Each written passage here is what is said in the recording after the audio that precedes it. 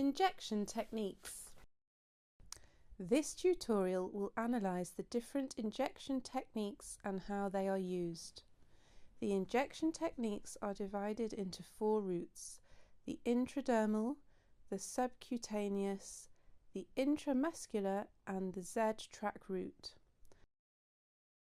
The nurse must be familiar with the location of the injection site in relation to the skin, as this knowledge is needed to ensure you administer the medication in the right area.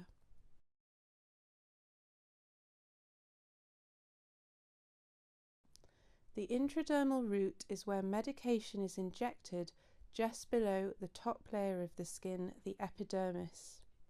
As the injection site is not near any major muscles or blood vessels, the action of the medication is limited to the area of the injection site and is therefore primarily used for anaesthetics or allergy testing.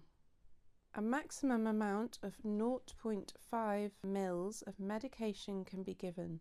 A blue needle should be used and inserted at a 10 to 15 degree angle.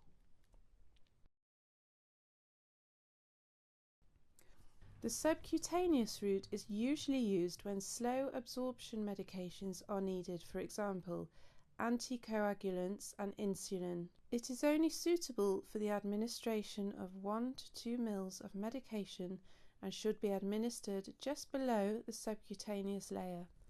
This is found by lifting the skin to raise the adipose tissue from the muscle layer, which will determine the injection angle.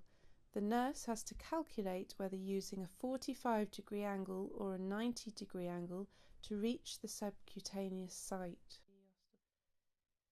The intramuscular route is used when a rapid systematic action is required. The nurse must consider whether a blue or a green needle should be used to access the muscle of this patient without hitting the periostal layer of the bone.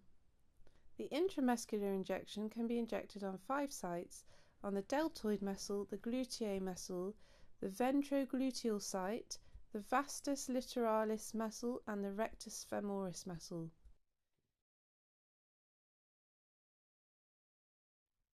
The Z-track route is used when the medication can stain or cause skin irritation.